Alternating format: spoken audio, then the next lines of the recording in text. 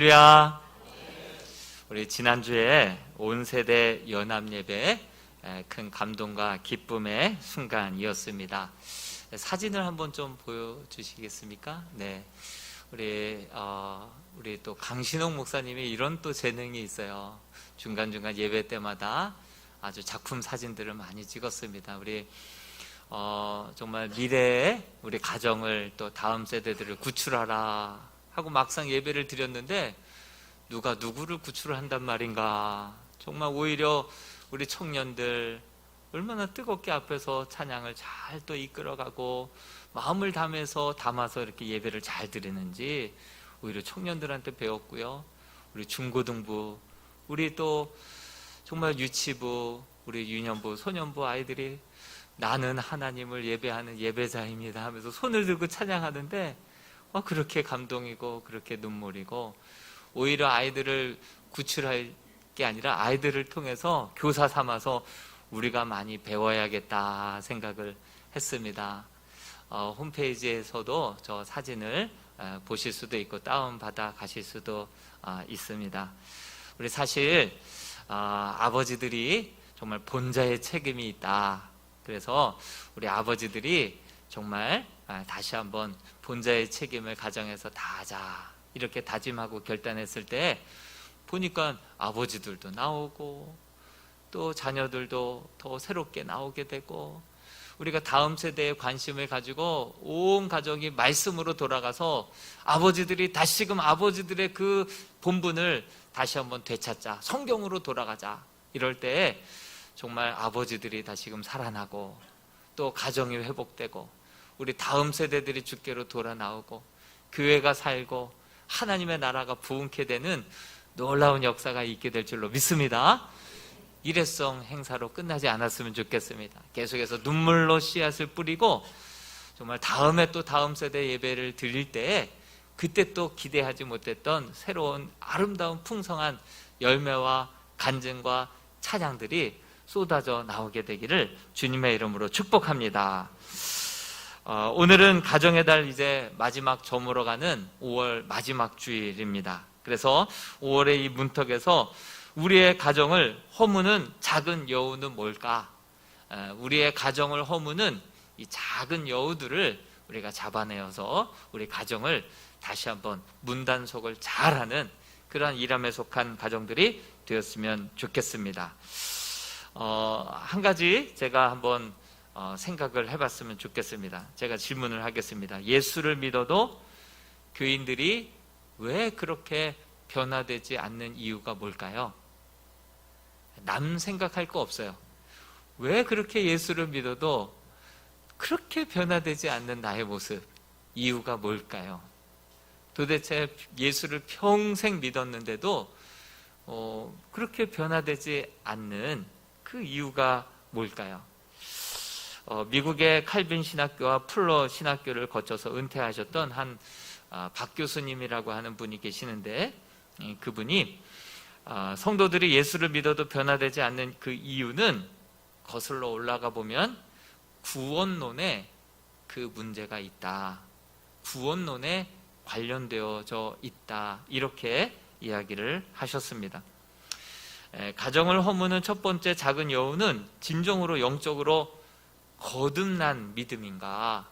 정말 우리의 신앙이 첫 단추를 잘 껴야 되는데 우리들의 신앙이 영적으로 진정한 거듭난 그러한 신앙인지를 한번 잘 살펴볼 때, 거듭나지 않은 신앙은 10년, 20년, 30년 믿어도 그 모양 곧꼴일 수 있습니다.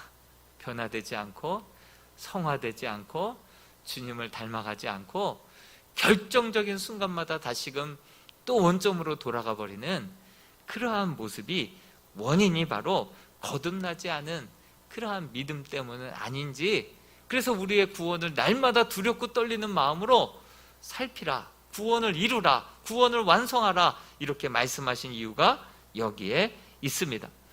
오직 믿음으로, 오직 은혜로 구원받는다라고 하는 종교개혁가들의 가르침은 입술로만 내가 믿습니다 고백하기만 하면 구원받는다라고 하는 뜻이 아닙니다.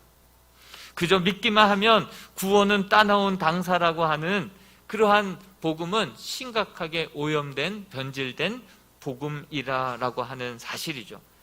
도대체 믿기만 하면 거룩함이 없어도, 구원받은 자의 삶의 증거와 열매들이 없어도 어떻게 구원받았다라고 말하는 것이, 그것이 근거가 도대체 어디에서 나온 말씀이겠습니까?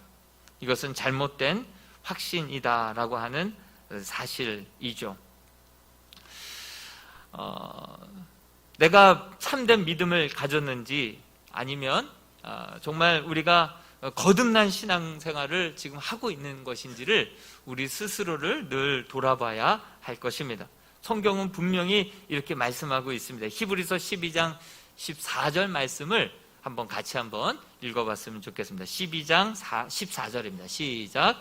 모든 사랑과 더불어 화평함과 거룩함을 따르라. 이것이 없이는 아무도 주를 보지 못하리라. 구원의 증거가 뭐라고 말하고 있습니까? 모든 사람과 더불어 화평함과 거룩함이 드러나야 하는데, 이것이 없는 자들은 결코 주를 보지 못하리라. 구원받은 자의 확실한 증거들이, 열매들이 나타나야 결국 주 앞에 나아가서 주님을 만날 수 있다라고 말씀하고 있습니다. 그리고 오늘 성경 말씀에도 9절과 10절에 이렇게 불의한 자들은 하나님의 나라를 유업으로 받지 못할 줄을 어찌 너희가 알지 못하느냐, 9절에서도 말씀하고 있고 10절에서도 말씀하고 있습니다. 구원받은 자라고 한다면 구원받은 자의 증거들이, 열매들이 나와야 되는데, 오히려 반대로 불의한 증거들이 더 나온다고 한다면 어찌 그들을 하나님의 나라를 유업으로 물려받을 자다, 이렇게 이야기할 수 있겠느냐. 너희의 구원을 너희들의 삶의 열매들로 증명해 보여라 라고 우리에게 말씀해 주십니다. 고린도전서 6장 11절 말씀에도 구원받은 자의 증거가 나옵니다. 같이 한번 읽어볼까요? 시작. 너희 중에 이와 같은 자들이 있더니 주 예수 그리스도의 이름과 우리 하나님의 성령 안에서 씻음과 거룩함과 의롭다 하심을 받았느니라. 여러분, 내가 어금니 깨물고 노력해서 거룩하게 살라는 것이 아닙니다. 정말 주님을 내 인생의 주인으로 받아들이고 모셔드리면 내 안에 계신 주님께서 나의 모든 죄악들을 씻어주시고 우리의 삶을 거룩한 삶으로 이끌어주시고 우리를 의롭다 인쳐주실 뿐만이 아니라 거룩한 성화의 삶으로 세월이 흘러가면 흘러갈수록 더욱더 주님을 닮아가고 말씀대로 지켜 행하는 자들로 우리를 만들어 가실 줄로 믿습니다. 내가 주인 삼는 것이 아니라, 내가 주인 된 삶이 아니라 우리의 인생의 핸들을 주님께 맡길 때 그 주님이 내 안에서 이러한 놀라운 구원받은 자의 증거를 나타내 보여주실 줄로 믿습니다. 그런데 이러한 구원받은 자의 변화가 나타나지 않고 오히려 구원받은 증거가 정말 오히려 나타나지 않고 내 힘만 의지해서 그렇게 예수를 믿게 된다고 한다면 조그마한 미혹이 찾아올 때 덥석 그 미혹을 붙잡게 될 것이고, 그로 말미암아 이러한 9절 중간 이후부터 나오는 이 수많은 죄악들을 얼마든지 저지를 수 있는데, 이러한 죄악을 저지르는 자들이 어떻게 하나님의 나라를 장차 유업으로 물려받을 수 있겠냐, 이것입니다. 입술로만 주님을 믿는다 고백하지 않고 삶의 구체적인 증거들이 나타나지 않는 자들에게는 결단코 하나님의 나라가 유업으로 물려지지 않을 것이다 말씀하고 있습니다. 어떤 죄악들이 있습니까? 첫 번째로 음행이 나오죠. 우상 숭배가 나오죠. 간음이 나오죠. 탐색이 뭡니까? 바로 남자로서 몸을 파는 남창을 뜻하죠. 남색이 무엇입니까? 남자와 남자가, 여자가 여자가 함께 동성애를 뜻하죠.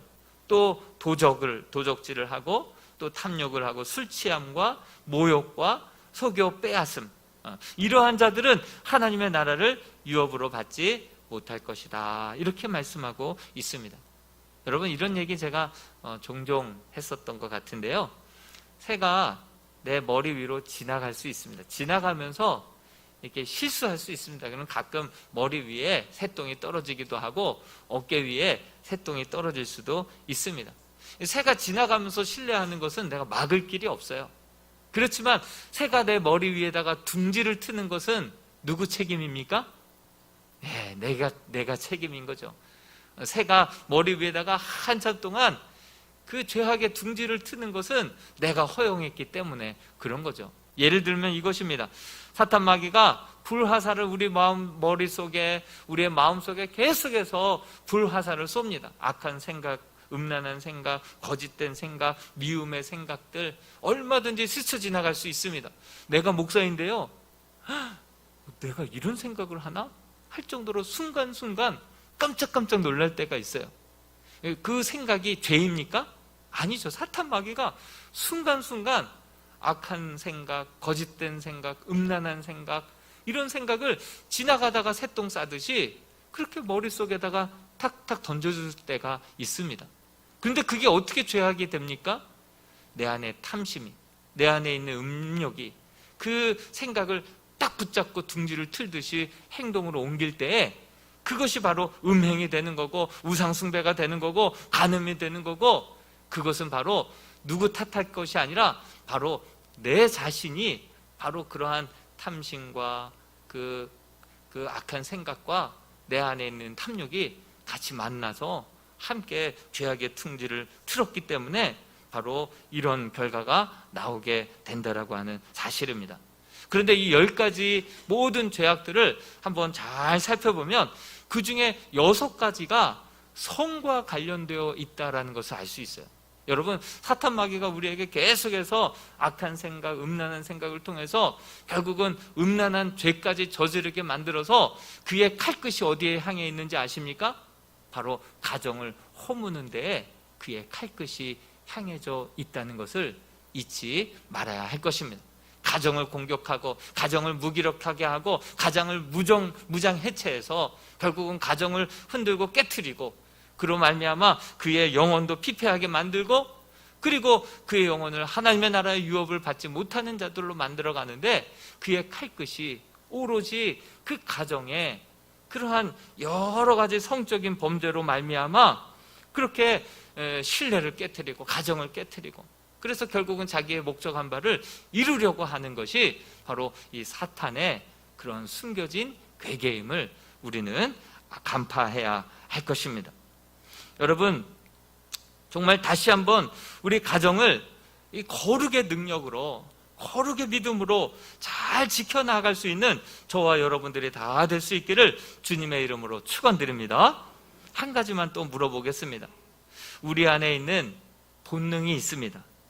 막 먹고 싶은 식욕, 그리고 소유욕, 그리고 잠자고 싶은 수면욕, 그리고 성욕, 이 여러 가지 우리 안에 기본적인 본능들이 있습니다. 이 본능은 좋은 것일까요? 나쁜 것일까요? 이 본능은 하나님이 주신 거죠. 짐승에게도 줬어요. 우리 인간에게도 줬습니다. 근데 이 본능은요, 막 먹고 싶고 또 자고 싶고 또 쉬고 싶고 더 갖고 싶고 이런 모든 그런 육체의 본능은 좋은 것일까요? 나쁜 것일까요? 여러분 생각해 보시면 하나님께서 이런 본능을 우리에게 주셨기 때문에 우리가 이 땅에서 번성하고 우리가 행복하게 살아갈 수 있는 거 아닐까요? 어떻게 보면 우리는 이분법적으로 자꾸 이것을 나누려고 해요. 이것은 거룩한 것이고 이것은 거룩하지 못한 것이다. 이건 성스러운 것이고 이거는 속스러운 것이다. 이것을 자꾸 이분법적으로 나누려고 합니다. 그러나 우리 기독교는 금욕주의자가 아닙니다. 그렇다고 또 쾌락주의자도 아니죠. 여러분, 식욕이라고 하는 본능이 없으면 어떻게 맛있고 영양가 있는 음식을 우리가 찾아서 그렇게 먹음의 즐거움을 맛볼 수가 있겠습니까? 여러분, 소유욕이 없다고 한다면 사람들이 앞다투어서 좋은 물건을 만들고 좋은 물건을 팔고 좋은 물건을 가지려고 하다 보니까 경제가, 사회가 이렇게 발전한 거 아니겠습니까? 우리에게 주신 그 기본적인 욕구, 우리에게 성욕이 없다고 한다면 어떻게 되겠습니까? 정말 저희 자녀들도 옷 사주면은 사주는 대로 입었던 아이들이 이제 외모에 막 신경 쓰기 시작하는 거예요. 사춘기가 되니까 외모, 하나님께서 주신 그런 욕구로 말미암아 이뻐지고 싶고 또 이쁜 사람을 더 보게 되고, 이런 성욕이 없으면 어떻게 가정을 이루고 다음 세대들을 번성의 번영을 우리가 맛볼 수 있겠습니까? 이 모든 것들을 우리는 나쁘다라고 할 수 없습니다. 그러나 울타리가 있어요. 가정이라고 하는 울타리 안에서 이 모든 성욕이 다 안전하게 지켜질 때 그 울타리 안에서 우리는 진정한 행복과 참된 절제 안에서 기쁨과 그 은혜와 그 영광을 맛보게 될 줄로 믿습니다. 이 모든 것들이 필요 없는 것이 아닙니다. 그러나 울타리를 넘어가고 탐욕이 되고 이게 식탐이 되고 이것이 음행이 되었을 때 이것은 결코 가정을 깨트리는 악이 될 수 있다라고 하는 사실이지, 그 자체로 이것이 유해하다 이렇게 말할 수 없는 것입니다. 그래서 고린도전서 6장 12절 13절 말씀 같이 한번 읽어볼까요? 고린도전서 6장 12절 13절, 모든 것이 내게 가하나 이렇게 말씀하죠? 가합니다. 같이 한번 읽어봅니다. 시작. 모든 것이 내게 가하나 다 유익한 것이 아니요 모든 것이 내게 가하나 내가 무엇에든지 얽매이지 아니하리라. 음식은 배를 위하여 있고 배는 음식을 위하여 있으나 하나님은 이것저것을 폐하시리라. 몸은 음란을 위하여 있지 않고 오직 주를 위하여 있으며 주는 몸을 위하여 계시느니라. 아멘. 한마디로 요약하면 우리에게 주신 본능은 다 필요합니다. 다 가합니다. 모든 것이 가하다. 그렇지만 그것이 다 유익한 것은 아니다. 우리의 본능을 충족시키는 것이 몸의 목적이 되어서는 안 된다. 우리의 몸이 배만을 위하여서 살아갈 수는 안 된다. 우리의 몸이 성적인 쾌락만을 쫓아서 살아가서는 안 된다. 너의 몸은 바로 하나님께서 거하시는 거룩한 성전이다. 내가 핏값으로 너희를 산 너희는 내 것이다. 너희 몸으로 하나님 앞에 영광 올려드리는 그러한 영적인 삶, 거룩한 삶을 살라고 우리를 부르시고 건지신 줄로 믿습니다. 그렇습니다. 모든 것이 가합니다. 필요합니다. 그러나 그것이 다 유익한 것은 아니다라고 성경에 말씀하시면서 정말 우리의 가정을 허무는 두 번째 이유가 뭐겠습니까? 여호가 무엇이겠습니까? 정말 우리의 존재 목적입니다. 우리가 정말 우리의 육체만을 위하여서 육체의 쾌락과 즐거움과 만족과 소유욕만을 위하여서 살아가는 육체가 이끌어가는 삶이 아니라 우리는 영적으로 거듭난 하나님의 자녀가 되었기에 배만을 위하여서 쾌락만을 위하여서 이 땅의 소유를 위하여서만 달려가는 살아가는 삶이 아니라 하나님의 나라와 영광과 의를 위하여서 더 높은 하늘의 가치를 향하여서 우리가 살아갈 때 우리의 삶이 거룩해지고 우리의 삶이 영광되어지고 우리의 삶이 진정한 이 땅에서의 가치 있는 한 번밖에 없는 삶이지만 정말 가치 있는 그러한 삶을 살아가게 될 줄로 믿습니다. 고린도 교회 당시 세상에 떠돌던 속담이 있었습니다. 13절에 보니까 그 속담만 말씀드리자면 식물은 배를 위해 존재하고 몸은 음란을 위해 있다. 창조주가 왜 우리에게 배를 주신 줄 아냐? 먹고 마시고 놀고 즐거워하라고 창조주 하나님이 우리에게 이 배를 주셨다. 먹는 즐거움 얼마나 좋습니까? 세발낙지 하나 먹으려고 목포까지 막 달려가서 먹고 왔다 사진 찍고 자랑하고 SNS에 올리고 먹는 즐거움 얼마나 무시 못할 큰 즐거움이죠. 그런데 우리의 몸이 이 배만을 위하여서 존재하는 것이 아니다. 우리의 몸이 이 쾌락만을 위해서 존재하는 것. 하나님이 그래서 좋다 생각하고 사람들은 고린도 시대의 많은 사람들은 그 신이 우리에게 그래서 배를 줬다. 그래서 우리에게 성을 허락해 주셨다. 그러니 노세 젊어서 노세 마음껏 즐기며 놀며 이 땅에 한 번밖에 없는 인생 그렇게 즐기자 그러면서 막 살았죠. 그러다가 고린도 교회 교인들은 예수 그리스도로 그렇게 옷 입게 되었고 거듭나게 되었고 새로운 인생의 주인이 달라졌어요. 근데 그들이 이 삶과 이 삶 속에서 갈팡질팡, 이것이 옳은가 저것이 옳은가 이렇게 헷갈려하고 갈팡질팡하고 있었던 것이죠. 그래서 사도 바울이 이야기합니다. 우리의 몸은 배를 위해서 존재하는 것이 아니다. 우리의 몸은 우리 육신의 쾌락을 위해서 존재하는 것이 아니다. 우리의 몸은 바로 하나님의 영광을 위하여서 존재하는 성령님이 거하시는 거룩한 성전이다. 하나님의 영광을 위하여서 먹든지 마시든지 무엇을 하든지 하나님의 영광을 목적으로 살아라. 이것이 우리의 크리스찬들의 제일된 인생의 본분이요 목적이 되어야 할 줄로 믿습니다. 그런데요 오늘날은요 더 나아가는 거예요. 신이 우리에게 배를 주셨고 성을 주셨고 마음껏 누리자. 이거보다 더 나아가서요 신조차 인정하지 않는 거예요. 오늘날에는요 정말 창조 질서까지 어겨가면서 순리를 영리로 바꾸어서 남자가 남자끼리 여자가 여자끼리 그렇게 탐닉하고 그들의 소수의 인권을 보호해야 된다. 그래서 차별금지법, 포괄적인 차별금지법을 그렇게 입법하려고 지금 계속해서 추진하고 있습니다. 그런데요 우리 성경에서는 분명히 이 오늘 본문에서도 나온 이 남색, 오늘날의 영어로 동성애, 이 오늘날 이러한 자들은 하나님의 나라를 유업으로 받지 못한다 이렇게 무섭게 말씀하고 있어요. 근데 구약에 올라가 보면요 이 동성애에 대해서는 더 무섭게 적나라하게 이야기하고 있는 것을 알 수 있습니다.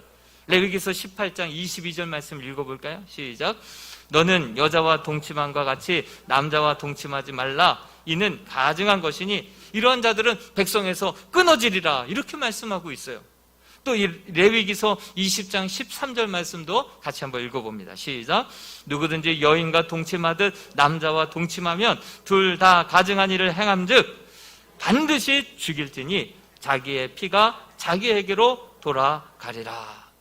여러분 이 말씀이요 신약에 와서도요 똑같이 전혀 양보 없이 우리 주님께서 하신 말씀이 로마서 1장 26절에서 27절 말씀입니다. 다시 한번 또 읽어봅니다. 시작.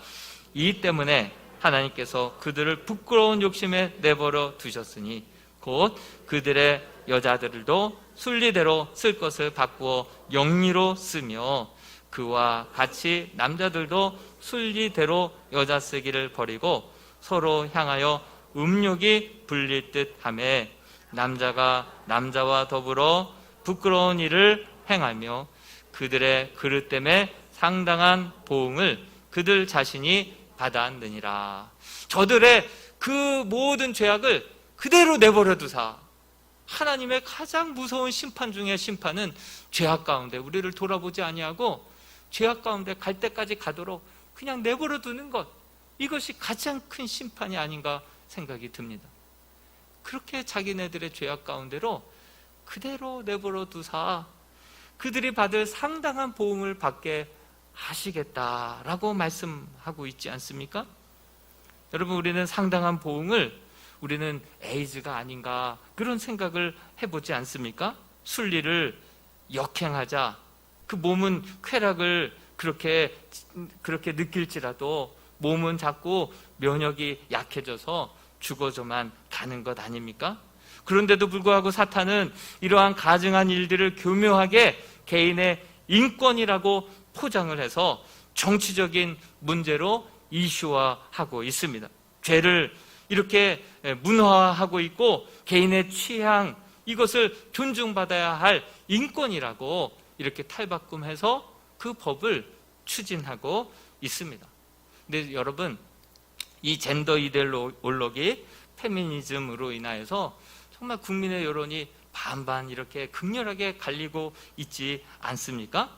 그런데요, 차별금지법이라고 하는 그 법이 이미 20가지가 넘게 제정이 다 돼 있어요. 장애인 차별금지법, 개인 차별금지법, 그다음 외국인 차별금지법, 이미 다 입법화되어 있어요. 그런데 왜 포괄적인 차별금지법을 따로 만드는지 아십니까?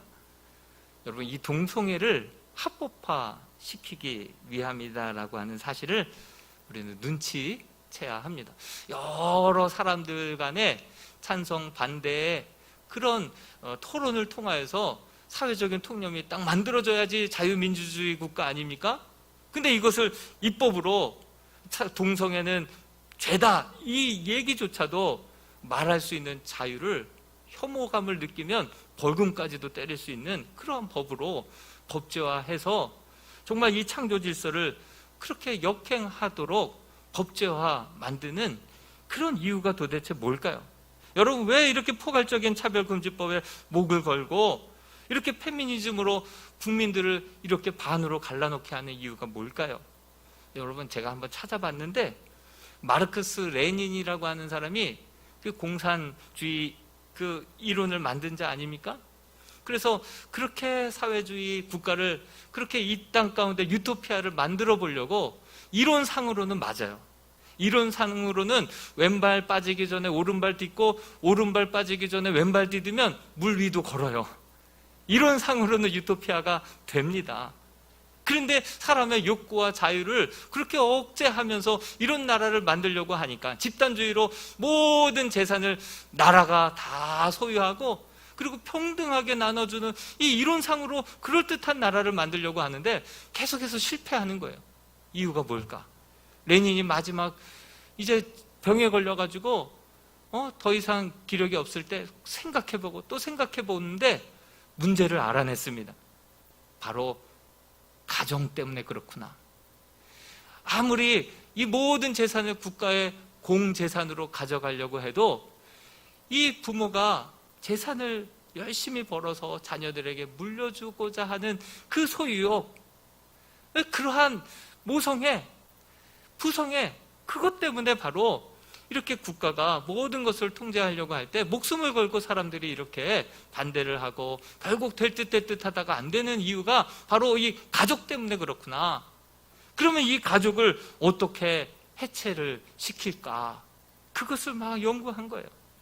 그러다 보니까 젠더 이데올로기 개념을 통해서 성을 문란하게 개방하자, 이혼을 합법화하자, 동성애를 다 법적으로 법제화하자.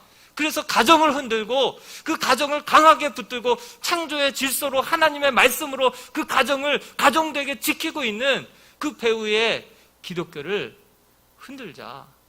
그런 마음으로 결국 소련에서도 결국 제일 먼저 통과된 공산당 그 법이 이혼 자율화, 동성애 합법화, 그래서 가정을 지금 공격하면서 흔들고 있는 이유, 그 젠더 이데올로기 이념을 통하여서 결국은 유럽이 어떻게 됐습니까?